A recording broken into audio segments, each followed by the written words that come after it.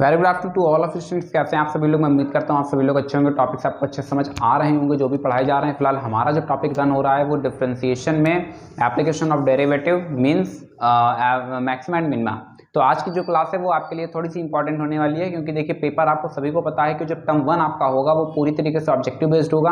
हालांकि मैं कोशिश करूंगा कि आप लोगों के लिए अलग से कुछ सेपरेट वीडियोस बनाऊं जिसमें आपको कुछ ट्रिक्स बताऊं कि किस तरीके से हम लोग एक लॉन्ग प्रोसेस से बच सकते हैं और एक शॉर्ट प्रोसेस को अपना करके हम बता सकते हैं कि किस तरह से हमारा ऑप्शन सही होगा। तो याद रखना बच्चा, डिस्क्रिप्टिव की स्ट्रेटजी एक अलग होती है, ऑब्जेक्टिव की स्ट्रेटजी एक अलग होती है। आज की जो हमारी क्लास है, इस क्लास में हम लोग कुछ इसी तरीके की चीजें सीखेंगे किस तरह से जो हमारा मैक्सिमम मिनिमम टॉपिक जो एक बड़ा टॉपिक है उसको हम बहुत शॉर्ट में सिंप्लीफाई कर सकते हैं। तो क्वेश्चन में बच्चा हम लोग डिस्कस करना चाहेंगे क्वेश्चन नंबर 13। क्वेश्चन नंबर 13 मैंने आपको बता दिया था। क्वेश्चन नंबर 14 इसी के साथ में क्वेश्चन नंबर 16, क्वेश्चन नंबर 15, ये कुछ क्वेश्चन हैं जिनको हम लोग डिस्कस करने की कोशिश करेंगे और समझेंगे कि इसकी शॉर्ट ट्रिक क्या है। हालांकि इन क्वेश्चंस को मुझे लगता है कि मैंने आपको एक सही प्रोसेस से जो डिस्क्रिप्टिव वे में होना चाहिए उससे मैं बता चुका हूं। तो अभी आज की क्लास में शॉर्ट ट्रिक पर थोड़ा सा ध्यान देंगे। याद रखना, अगर कभी भी टू नंबर्स का सम, क्या कहा? टू नंबर्स का सम लैम्डा है। क्या कहा बच्चा? टू नंबर्स का सम लैम्डा है, x plus y equals to lambda, और वो कहें कि इनका प्रोडक्ट, इनका बच्चा क्या? प्रोडक्ट कैसा होगा? तो याद रखना, प्रोडक्ट हमेशा मैक्सिमम होगा। प्रोडक्ट हमेशा मैक्सिमम होगा when x equals to lambda by 2 equals to y. मेरी बात समझे या नहीं समझे? यानी जो नंबर आपको दिया गया है आपको उसको केवल आधा कर देना है तो आपको दोनों नंबर्स मिल जाएंगे। Just like the question number हम लोग बात कर रहे हैं क्वेश्चन नंबर 13 की। वहां पर बोला गया कि x plus y equals to किसकी है? 24 की है। प्रोडक्ट की बात करें तो प्रोडक्ट हमेशा मैक्सिमम होगा और जो दो नंबर्स आएंगे वो क्या आ जाएंगे? 24/2 मींस 12, आंसर टैली करा लेना बच्चा, यही आएगा। इसी सीरीज में बच्चा आगे बढ़ते हैं तो फिर देखते हैं। वो कहे स्क्वायर ऑफ द सम, क्या कहा? कौन सा नंबर है? 16। क्वेश्चन नंबर 16 को बच्चे डिस्कस कर रहे हैं सम ऑफ क्यूब्स। क्या कहा? सम ऑफ क्यूब्स। बच्चे ये जो होगा ये हमेशा मिनिमम होगा। सम ऑफ क्यूब्स हमेशा क्या होगा बच्चा? मिनिमम होगा। मेरी बात समझे या नहीं समझे? मिनिमम। देखो ये वाली कंडीशन वही है, बस यहां पर चेंजमेंट आ रहा है। तो ये मिनिमम तब होगा when x equals to lambda by 2 equals to y. कुल मिलाकर के करना क्या है कि दोनों को ये x और y दोनों को डिवाइड करा देना है। यहाँ से जो भी आउटपुट मिलेगा वो हमेशा कैसा होगा? मिनिमम होगा। अच्छा, फिर आगे देखते हैं। यहां से बच्चा इसी सीरीज में एक तीसरा केस आपको देखने को मिलेगा जिसको बोलते हैं sum of square. Sum of squares of the given both numbers x and y। तो बच्चा इस सिचुएशन में ये जो आउटपुट देता है ये हमेशा आपको मिनिमम देगा और ये मिनिमम तब होगा when x equals to lambda upon 2 equals to y. ठीक है, तो कुल मिलाकर के यहाँ से दो तीन केसेस हमने सीखे, एक तो प्रोडक्ट के लिए, दूसरा sum of the squares and sum of the cubes. मुझे लगता है इसी तरह से आप आगे भी ले सकते हैं, यानी sum of the power 4, sum of the power 5 आगे आप कर सकते हैं। इसी सीरीज में बच्चा थोड़ा सा और आगे बढ़ने की कोशिश करते हैं। अब हम लोग देखते हैं, अगर आपको ये फॉर्मेट दिया गया और इस फॉर्मेट में वो आपसे कहें just like the question number, हाँ ये सही है, question number 14, question number 14 x y cube. अब देखो बच्चा ये जो होगा ये हमेशा कैसा होगा बच्चा? मैक्सिमम होगा। ठीक है, प्रोडक्ट हमेशा मैक्सिमम ही जाएगा। तो एक्स वाई क्यूब ये बच्चा कैसा होगा? मैक्सिमम होगा, मैक्सिमम। और याद रखना ये बच्चा मैक्सिमम तब होगा जब इसकी ये जो पावर है 3 और इसकी x की पावर y की पावर, तो x की पावर का कोफिशिएंट, x की पावर कंसीडर किया, y की पावर कंसीडर किया, इन दोनों का एक वैल्यू ले लेना, लैम्डा हमने ले लिया, लैम्डा देन प्लस लैम्डा। इन दोनों का प्रोडक्ट हमेशा उस सम के इक्वल कर देना जो तुमको दिया जा रहा है। जैसे सम यहाँ पर क्या दे रहा है बच्चा? सम यहाँ पर आपको यार इसको k कर लो, इसको k कर लेते हैं। ये देखो k हो गया, यहां से देखो ये भी k हो गया, इसको लैम्डा के इक्वल कर देना। तो कुल मिलाकर के यहां से आपको देखने को मिलेगा 4k equals to lambda. Sir कुछ कम बात समझ आ रही है, थोड़ा और समझा दीजिए। Just like the question number 14। अभी क्वेश्चन नंबर 14 में क्या है? x plus y equals to क्या दे दिया गया? 60 दे दिया गया। 60 दिया गया तो बच्चा लैम्डा की जगह पर क्या आ जाएगा बच्चा? 60 आ जाएगा। एक काम करते हैं, लैम्डा ही रखते हैं, इक्वल्स टू 60 यहाँ रख देते हैं। तो बच्चा यहाँ से अभी आपको क्या देखने को मिलेगा? इक्वल्स टू 60 देखने को मिलेगा। कुल मिलाकर के k की वैल्यू बच्चा कितनी आ जाएगी? 15 आ जाएगी। अब ये जो k जनरेट हुआ है ये k एक्चुअल में ये है, मतलब x की वैल्यू जनरेट हुई है। सेम प्रोसेस अगर मैं y की वैल्यू जनरेट करना है तो उसको उठा करके यहाँ रख देते हैं, तो ये जो है ये x है, ये y है। अरे यार क्वेश्चन में x plus y equals to lambda था ना, तो ये x हो गया, ये y हो गया, तो x plus y equals to यानी 15 और 45। क्या कहा? 15 और 45। मैं उम्मीद करता हूं कि चीजें आपको बेहतर तरह से समझ आ रही हैं। अब इसी सीरीज में बच्चा देखो एक नेक्स्ट क्वेश्चन की तरफ हम लोग बढ़ रहे हैं। नेक्स्ट क्वेश्चन आपका रहा क्वेश्चन नंबर 15। क्वेश्चन नंबर 15 में अगर हम देखते हैं तो वो आपको बोल रहा है x square y to the power 5। जाहिर सी बात है प्रोडक्ट है, तो प्रोडक्ट में भी बच्चा ये कैसा होगा, मैक्सिमम ही होगा। हाँ बच्चा ठीक है। सम जो है बच्चा वो कितना दे रहा है, वो आपको दे रहा है 35। तो लैम्डा की वैल्यू क्या आ जाएगी, 35 आ जाएगी। और ये बच्चा प्रोडक्ट है, तो बच्चा प्रोडक्ट हमेशा कैसा होगा, मैक्सिमम होगा। और व्हेन ये बच्चा मैक्सिमम कब होगा, इसको जरा डिस्कस कर लेते हैं। तो 1 इंटू के, अब देखो ये 1 जो है ये एक्चुअली इसका कॉफिशिएंट, तो एक्स की पावर जो है वो 2 है, तो यहाँ 2k, फिर y की पावर यहाँ 5 है, then 5k equals to lambda, lambda यहाँ पर क्या है 35 है। कुल मिलाकर के आपको देखने को मिलता है 7k equals to 35, then k equals to 5। ये जो k की वैल्यू 5 आई है, इस वैल्यू को उठाना है और ये एक बार यहाँ रख देना है, then you will get the value of x। एक बार यहाँ रख दोगे तो आपको मिल जाएगा वैल्यू ऑफ y, यानी 10 और 25। क्या कहा, 10 और 25। आंसर देख लेना बच्चा, जो बता रहे हैं एकदम सही बता रहे हैं, आपको आंसर देखने को मिल जाएगा। कुल मिलाकर के एक अगर हम जनरल केस बनाने की कोशिश करें, कैसा केस, एक जनरल केस बनाने की कोशिश करें तो समझने का प्रयास करेंगे। x to the power m y to the power n, क्या कहा, x to the power m y to the power n, ये मैक्सिमम होगा। क्या होगा बच्चा, ये मैक्सिमम होगा। सवाल ये है कि ये मैक्सिमम कब होगा, तो जवाब ये है कि m k प्लस एन के इक्वल्स टू लैम्डा। लैम्डा जो है वो बच्चा ये है, इसमें ये याद रखना कि ये जो आउटपुट है ये x होगा और ये जो आउटपुट है ये y होगा। तो कुल मिलाकर के इसको सिंपलीफाई करोगे, k की वैल्यू निकालोगे, उस k की वैल्यू को उठा करके वापस से इसी सिस्टम के अंदर रख दोगे, तो ये एक्सप्रेशन तुमको निकाल करके दे देगा। ये इन दो का जनरल केस है। किन किन का जनरल केस है बच्चा, ये किन किन का जनरल केस है, ग्रीन से दिखा देते हैं। ये इसका और इसका दोनों का बच्चा क्या है, जनरल केस है। ठीक है, तो फिर मैं उम्मीद करता हूं कि आपको चीजें बेहतर तरह से समझ आ रही हैं। चलिए बच्चा फिर आगे समझने की कोशिश करते हैं और देखते हैं कि हम लोग क्या सीख सकते हैं और क्या कर सकते हैं। मैं उम्मीद करता हूं कि चीजें आपको समझ आ रही होंगी। हालांकि आज कुछ बच्चे आए थे तो फिर मुझे लगा थोड़ा सा ट्रिक बता देनी चाहिए। याद रखना एमसीक्यू जब भी आपका पेपर होगा तो फिर वहां थोड़ी सी ट्रिक काम करेगी, थोड़ा सा स्ट्रेटेजी में बदलना होगा ताकि हम आंसर को ज्यादा बेहतर तरीके से एक्यूरेसी के साथ में गेन कर पाए। ठीक है, तो डिस्क्रिप्टिव मेथड भी आप सीख चुके हैं और एमसीक्यू स्ट्रेटेजी भी आप सीख चुके हैं। अभी आज की क्लास में हम लोग डिस्कस करने वाले हैं क्वेश्चन नंबर 19। क्या कहा बच्चा, क्वेश्चन नंबर 19 हम लोग डिस्कस करने वाले हैं और देखते हैं कि क्वेश्चन नंबर 19 में हम लोग क्या कर सकते हैं। बोला show that of all the rectangles inscribed in a given fixed circle, ठीक है, the square has the maximum area. अच्छा देखो बच्चा, सिंपल सी लैंग्वेज में अगर इसको समझाने की कोशिश करें तो सिंपल सी लैंग्वेज में ये है कि एक सर्किल के अंदर, क्या कहा, एक सर्किल के अंदर आप बच्चा क्या ड्रॉ करेंगे, आप एक सर्किल के अंदर आप ट्रेस करेंगे एक रेक्टेंगल को। बच्चा किसको ट्रेस करेंगे, रेक्टेंगल को। चलो रेक्टेंगल को ले लेते हैं। रेक्टेंगल लिया तो एक ये वैल्यू आई, ये आपके पास प्रिपेयर हो चुका है क्या, एक रेक्टेंगल। ठीक है, ये आ गया रेक्टेंगल। रेक्टेंगल को हमने नाम दिया ए बी सी और डी। कोई दिक्कत, ठीक है। इस रेक्टेंगल को बच्चा थोड़ा सा आगे बढ़ाते हैं। कह रहा है कि अगर किसी भी सर्किल के अंदर अगर आप किसी भी रेक्टेंगल को रखते हैं तो याद रखना कि जो रेक्टेंगल का मैक्सिमम एरिया होगा वो तभी आपको मिल पाएगा जबकि वो रेक्टेंगल नहीं बल्कि स्क्वायर होगा। अच्छा तो हाँ बच्चा, हमने क्या किया, थोड़ा ध्यान से समझेंगे। हमने इसको एक न्यू एक्सिस मान लिया, ये हो गया एक्स एक्सिस, ये जो ए एक्स, ये जो लाइन ए एक्स जा रही है इसको बच्चा हमने क्या नाम दिया है, एक्स एक्सिस नाम दिया है। इसी सीरीज में बच्चा इसको हम और थोड़ा सा आगे बढ़ाते हैं तो ये हो जाएगा वाई एक्सिस। ठीक है, ये वाला जो लेंथ है इसको हमने नाम दिया एक्स ए टू बी। यहां पर याद रखना जो ए है वो सेंटर का काम कर रहा है। ये वाला जो वैल्यू रहेगा ये कितना रहेगा, वाई रहेगा। ये बच्चा यहां से लेकर के यहां तक। ठीक है बच्चा, यहां से बच्चा हमने क्या किया, इसको अटैच करा दिया। किसको बच्चा अटैच करा दिया है, हमने इस लाइन को इससे अटैच करा दिया। ठीक, ये देखो बच्चा हमने क्या करा दिया है, इसको अटैच करा दिया है।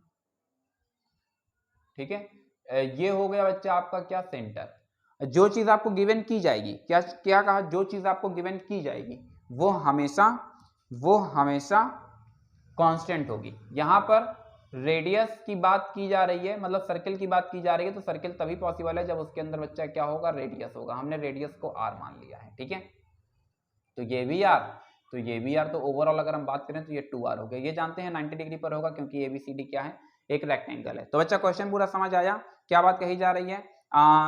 Area of a rectangle is maximum, area of rectangle inscribed in a circle is maximum when it is a square. ठीक है, क्वेश्चन आपको समझ में आ गया। हम लोग कौन सा डिस्कस कर रहे हैं? हम लोग डिस्कस कर रहे हैं क्वेश्चन नंबर 19। क्वेश्चन नंबर बच्चा क्या डिस्कस कर रहे हैं? क्वेश्चन नंबर 19 डिस्कस कर रहे हैं। ठीक है, देखो आप सब कुछ लिख लेंगे, मैं यहाँ पर बोल रहा हूँ, आप उसको आसानी से लिख लेंगे। आप बताएंगे let A B B length of the rectangle ABCD and y is the breadth of this rectangle, r be the radius of the circle, then ABCD is a rectangle inscribed in a given circle।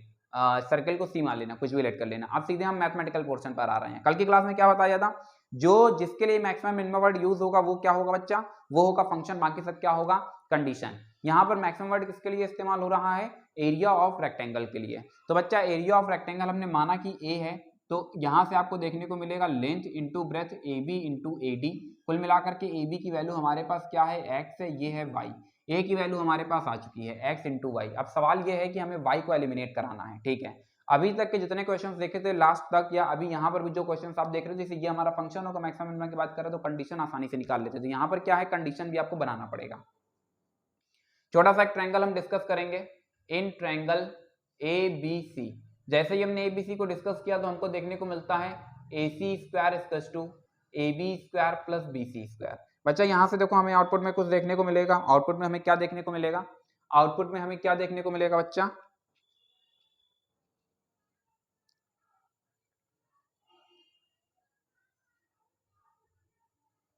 हाँ बच्चा, output में यहाँ से AC की value देखो आपको देखने को मिल रही है 2r square equals to AB की वैल्यू x स्क्वायर, यहाँ से y स्क्वायर। कुल मिलाकर के ये बना देता है 4r square equals to x square y square. अब बच्चा हमें क्या करना है? y स्क्वायर, y की वैल्यू हमें जनरेट करना है। तो हम सबसे पहले क्या जनरेट करेंगे? y स्क्वायर की वैल्यू। y स्क्वायर की वैल्यू क्या जनरेट हो जाएगी? 4r square minus x square. अब हम चाहें तो स्क्वायर रूट भी ले सकते हैं। ठीक है, मगर देखिए आप जानते हैं लास्ट क्लास में आपको प्रूफ कराया था कि square does not change the property of maximum and minimum. इसको कहीं कॉपी पर नोट पॉइंट पर लिख लेना, square and square root does not change the property of maximum and minimum. अगर हम पूछें 2 और 3 में कौन सा नंबर बड़ा है, आप बता देंगे 3 बड़ा है। अगर हम इसका स्क्वायर कर दें 4 9, अभी भी 9 बड़ा है। अब हमने ले लिया, मान लिया हमने ले लिया 25 और 36, विच वन इज ग्रेटर? आपने कहा 36 इज ग्रेटर, स्क्वायर रूट ले लिया। जैसे स्क्वायर रूट लेंगे तो ये 5 है, ये 6, अभी भी देखो यही बड़ा है। तो कुल मिलाकर के पता चलता है कि square and square root does not change the property of maximum and minimum. इस कंडीशन में बच्चे क्या होता है समझने का प्रयास करेंगे। हमने यहां से स्क्वायर कर दिया, then a square equals to x square y square. A square जो है उसको एक नया फंक्शन दिया z, x square, what is the value of y square? Y square की वैल्यू हो जाएगी 4r square minus x square. ये बात सही है। यहाँ से z इक्वल्स टू, यहाँ से आपको देखने को मिलेगा 4r square x square minus x to the power 4।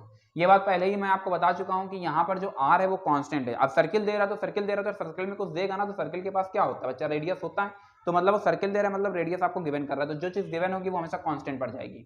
dz upon dx की वैल्यू आप जानते हैं अच्छी तरह से क्या जनरेट हो जाएगी? 8r square x minus 4x cube. जबकि d2z अपॉन dx2 की अगर हम बात करते हैं तो ये हमको क्या निकाल करके देगा? ये हमको निकाल करके देगा 8r square minus 12x square. क्या निकाल करके देगा? 8r square minus 12x square. फिर हमने क्या बताया था? For maxima and minima. क्या कहा? For maxima and minima. इस सिचुएशन में बच्चा क्या होगा? dz अपॉन dx की वैल्यू किसके इक्वल हो जाती है? 0 के इक्वल हो जाती है। यहाँ से आपको देखने को मिलता है 8r square x minus 4x cube equals to 0। बच्चा यहाँ से देखो 4x कॉमन हो गया, then we get the 2r square minus 4x, then we get the x square equals to 0। Since x does not equals to 0, x क्या होगा बच्चा? x 0 नहीं होगा। क्या कहा? x 0 नहीं होगा। सवाल यह है कि सर x 0 क्यों नहीं होगा? अरे यार देखो, अगर x को ही 0 कर देंगे तो ये जो अभी आपको यहाँ से यहाँ तक की लेंथ दिख रही है ये तुरंत समेट करके एक पॉइंट में बदल जाएगी। और फिर आपको ये जो रेक्टेंगल दिख रहा है वो रेक्टेंगल असल में एक स्ट्रिप में कन्वर्ट हो जाएगा। किसमें कन्वर्ट हो जाएगा? एक स्ट्रिप में कन्वर्ट हो जाएगा। इसलिए यहाँ पर x कभी भी 0 होगा नहीं। अब एक चीज तो क्लियर है कि भैया अगर x 0 नहीं है तो फिर 0 क्या होगा? तो बच्चा 0 होगा ये वाला फैक्टर। इस फैक्टर में क्या है? 2r square minus x square equals to 0। तो कुल मिलाकर के एक्स स्क्वायर की वैल्यू क्या मिल जाती है? 2r स्क्वायर मिल जाती है। देन x की वैल्यू क्या मिल जाती है? Under root 2r। आप कुछ लोगों के मन में सवाल उठ रहा होगा सर स्क्वायर रूट लेने पर तो प्लस माइनस मिलता है। हाँ बच्चा ये बात सही है, प्लस माइनस मिलता है, मगर आप जानते हैं कि लेंथ कभी नेगेटिव नहीं होता है। एक्स और वाई जो है वो क्या है? लेंथ एंड ब्रेथ है। इसलिए यहाँ पर x की वैल्यू क्या जनरेट होगी? Under root 2r। बच्चा अभी हमने क्या किया है? इस आउटपुट को उठाया और इक्वेशन 2 में रख दिया। कहाँ पर? इन 2।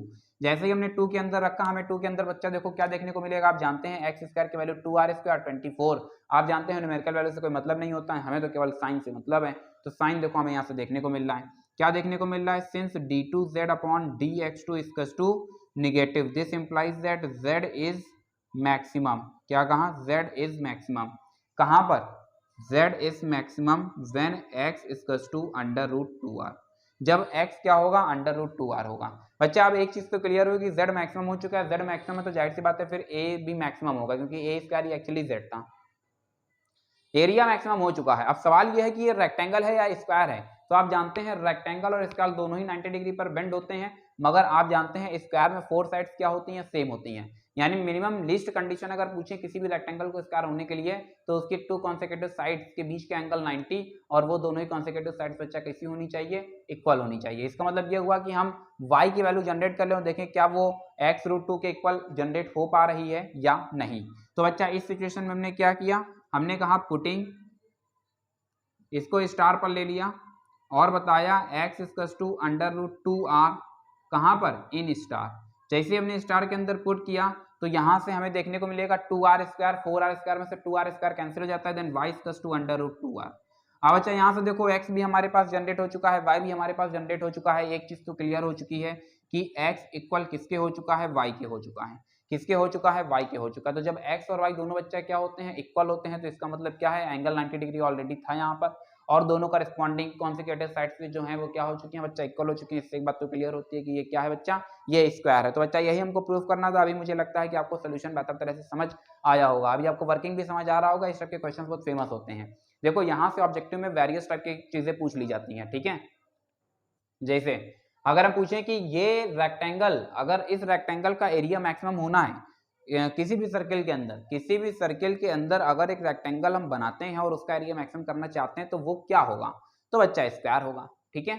Case number 1। केस नंबर 2, यहां से देखो कंडीशन, मतलब सेकंड क्वेश्चन ये भी अराइज हो सकता है कि जो पोजीशन होगी रेक्टेंगल की वो किस जगह पर होनी चाहिए कि वो मैक्सिमम एरिया को रिप्रेजेंट कर पाए। तो देखो रेक्टेंगल तो मैक्सिमम एरिया को नहीं रिप्रेजेंट कर पाएगा, लेकिन हाँ वो रेक्टेंगल जब स्क्वायर में तब्दील हो जाएगा तो वो मैक्सिमम हो जाएगा उसका एरिया।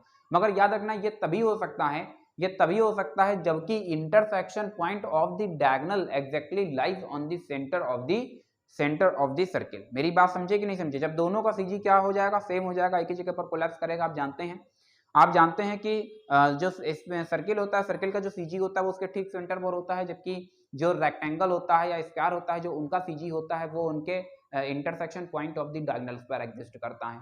तो दूसरा केस ये होता है। तीसरा केस वो तुमसे पूछ लेगा कि अगर किसी भी रेक्टेंगल को स्क्वायर में तब्दील करना है जो कि एक सर्किल के अंदर बना हुआ है, तो उसमें लेंथ और ब्रेथ क्या होनी चाहिए। तो अगर किसी भी रेक्टेंगल को हमें मैक्सिमम एरिया शो कराना है तो इसके लिए उसकी जो लेंथ और जो ब्रेथ होगी वो हमेशा √2 टाइम्स होगी रेडियस का। रेडियस का कितने टाइम्स होगा, √2 टाइम्स होगा। तो बच्चा यहाँ से ये जो प्रॉब्लम्स हैं ये अपने आप में बहुत सारे क्वेश्चन अराइज कर देते हैं। मैं उम्मीद करता हूँ कि आप चीज़ों को बेहतर तरह से समझ पा रहे हैं। बच्चा यहाँ से देखो लगभग हर एक क्वेश्चन इंपॉर्टेंट है। क्वेश्चन नंबर 25 और 26 ये दोनों ही क्वेश्चन मोस्ट इंपॉर्टेंट हैं। इसी के साथ में क्वेश्चन नंबर 20 भी मुझे लगता है आप कर सकते हैं।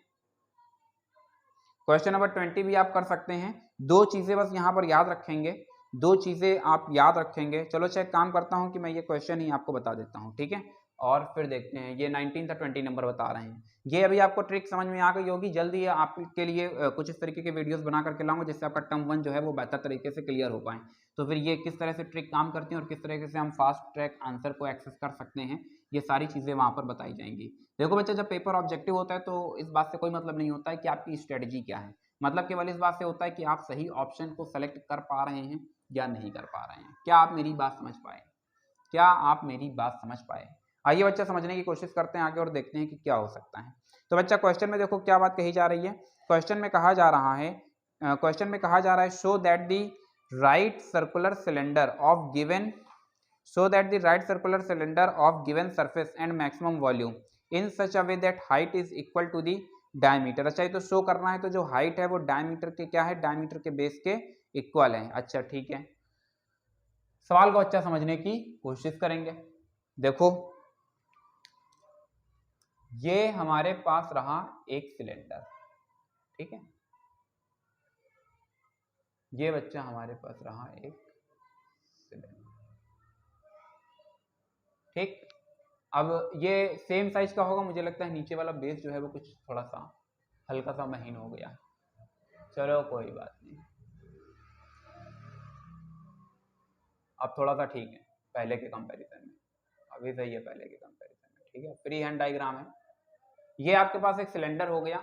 अब इस सिलेंडर में देखो वो क्या क्या चीजें आपको गिवन कर रहा है। कह रहा मैक्सिमम वॉल्यूम, अच्छा ठीक है, मैक्सिमम वॉल्यूम की बात कर रहा है तो एक चीज तो क्लियर है कि v जो होगा वो फंक्शन में जाएगा। आप जानते हैं pi r square h, pi r square h का मतलब ये हुआ कि ये जो बेस का रेडियस है वो हमने r ले रखा है, और इसी के साथ में जो इसकी हाइट है वो हमने कितनी ले रखी है, h ले रखी है। कितनी हाइट ले रखी है, h ले रखी है। क्या आप मेरी बात समझ पाए? क्या आप मेरी बात समझ पाए? आइए जरा आगे समझने की कोशिश करते हैं और फिर देखते हैं कि क्या हो सकता है। तो कहा जा रहा है कि show that the right circular cylinder of given surface. अच्छा, यहाँ पर देखो एक चीज याद रखना कि जब भी आपसे बात करेगा गिवन सरफेस की, किसकी बात करेगा बच्चा, गिवन सरफेस की, किसकी बात करेगा,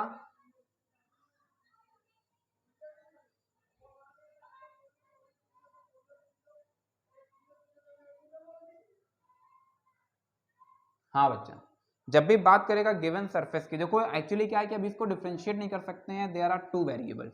तो जब भी बात करेगा गिवन सरफेस की, दो चीजें हैं याद रखेंगे, जब भी बात करेगा सरफेस तो सरफेस का सेंस होगा टोटल सरफेस एरिया से। सरफेस का सेंस किससे होगा, टोटल सरफेस एरिया, पूरी एनसीईआरटी के लिए बता रहे हैं। ठीक है, और जब भी वो बात करेगा कर्व्ड सरफेस, क्या कहा,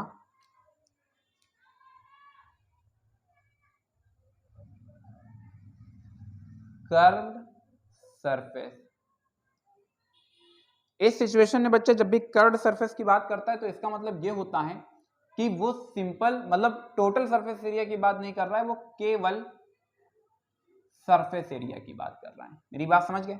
मेरी बात समझे या नहीं समझे? क्वेश्चन में क्या बात बताई गई है, कंसेप्ट क्या आपको बताया जा रहा है। अगर कभी भी क्वेश्चन में कहा सरफेस एरिया, सरफेस एरिया का मतलब होगा टोटल सरफेस एरिया से, और अगर क्वेश्चन में कहे कर्व्ड सरफेस एरिया तो इस बात का सेंस होगा कि केवल हमें सरफेस एरिया जनरेट करना है, टोटल सरफेस एरिया नहीं निकालना है। फिलहाल ये एक मेन मुद्दे वाली बात थी, इसीलिए इस क्वेश्चन को बता रहे हैं। यहाँ पर साफ साफ लिख दिया गया है गिवन सरफेस एरिया। अब जब गिवन सरफेस एरिया की वो बात कर रहा है तो इसका मतलब है कि ये टोटल सरफेस एरिया की बात कर रहा है, और यहाँ पर हम जानते हैं टोटल सरफेस एरिया क्या होता है। टोटल सरफेस एरिया के लिए 2 पाई आर एच, क्या कहा, 2 pi r h plus pi r square plus pi r square. Total surface area में बच्चा आप जानते हैं यहाँ पर दो सर्कुलर बेस हैं, एक ये बेस रहा एक ये बेस रहा, तो इसका एरिया क्या हो जाएगा, पाई आर स्क्वायर। ऊपर वाले का भी एरिया क्या हो जाएगा बच्चा, पाई आर स्क्वायर। यहाँ से देखो ये वाला जो इतना रीजन है इसका जो एरिया होगा ये क्या होगा, पाई आर स्क्वायर। इसका भी एरिया क्या होगा, पाई आर स्क्वायर, क्योंकि राइट सर्कुलर सिलेंडर है, दोनों का बेस सेम साइज का है। तो बच्चा यहाँ से पाई आर स्क्वायर इन दो का हो गया, बाकी जो हमारे पास ये बीच का पोर्शन है वो कितना हो गया, 2 पाई आर एच हो गया। क्या इतनी बात समझ पाए? क्या इतनी बात समझ पाए?